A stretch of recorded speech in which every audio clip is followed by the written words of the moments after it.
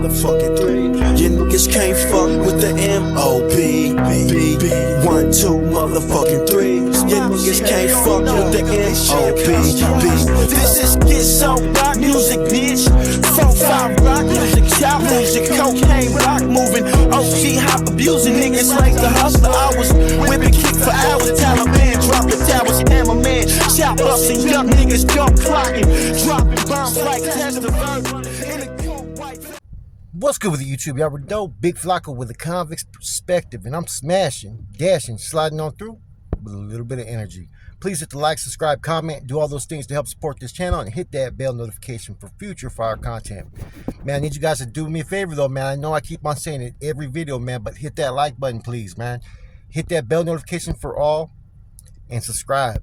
So as you can tell, man, we got something a little different in the evening, and it's Department of Corrections in Texas ordered a statewide lockdown at every facility with limited movements, only critical workers and basically critical chronos. So what's been going on in the Department of Corrections in Texas is they've had an intense amount of homicides this year that they believe are drug related. So this is an excuse of the system to basically lock down every prison, do cell searches, bring in the dogs, right? And they're trying to justify it by the amount of drugs that are coming into the system, as well as they said that they've had 16 homicides. Now, California is the second, I believe, largest prison complex, like as far as inmates. Texas actually leads the nation with 133,000. I think California has maybe 104,000. In addition to that, they've had 35 deaths since June 1st, right? With, I believe, 38 of those unknown, right? So they are pretty much blaming this on the drug trafficking. I guess they're having a lot of issues with the spice. They have special equipment that they're going to be incorporating with these prisons, right, to kind of combat the drugs that are coming into the facility, right? So yeah, this is kind of like, to be honest with you, this is no shocker to me. 16 murders, leading the nation in population. I think the most violent prison at this time is probably Alabama, if I'm not mistaken, man. Some of the shit that you see is going on down there, Alabama and Georgia, is off the fucking chain, right? But California's up there with about the same amount of murders, with 30,000 less people, right? Now, Texas still has the inmates that are locked up over there as well, that are gang members. They've tried to do the end-all hostilities over there. They've tried to do the hunger strikes. In Texas, it just hasn't been working for them for some reason. I don't know what it is. I don't know if because California had a lot more resources, California being a more liberal state, they had a lot more supporters, so they had a stronger coalition. You know, there could be a variety of reasons. I don't know if the language in the what was drafted and submitted to the courts, what it looks like. Like I said, though, they're trying to do all they can, right? But they're pretty much, you know what I'm saying, they're not getting anywhere with the system right now. You know, pretty much the Texas Department of Corrections is still old school. And there's an old school slogan that everybody used to say, don't mess with Texas. See, and according to the Department of Corrections, it said that this lockdown is not going to be done until all 100 correctional facilities go through this process. They're going to have random drug testing. They're going to have dogs that they implemented in 2021. They have a program that they started called Inspect to Protect program that they implemented in 2021. Now, bear in mind, the reason that pretty much alarmed this was the increase of drugs that's coming into the system, the amount of deaths, and the amount of homicides. Now, Texas last year had, I believe, 7 homicides. The year before, they had 9. This year, they've had a total of 16.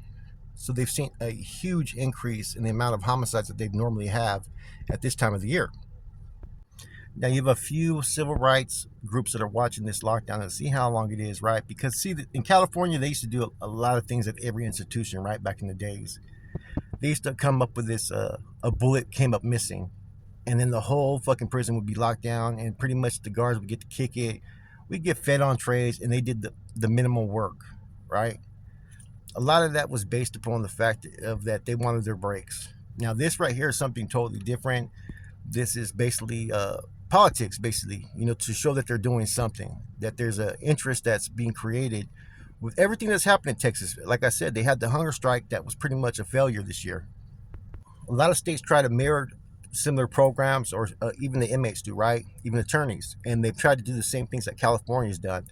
There's only been two states that have made changes to solitary confinement rules and whatnot, and that was Georgia and California. They were forced to by the federal courts, right? Texas has not even made a dent in that. Now they got some different things that they were given based upon the fact for, like, apps and the tablets, more time and so forth, right?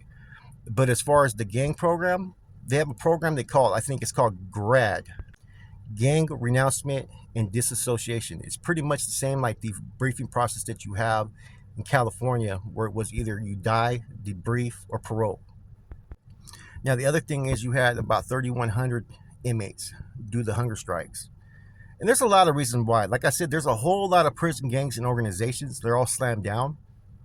And then even on these lines, there's some like smaller prison gangs that are not really considered like the main ones, right? Therefore, they're still out there in those lineas, right?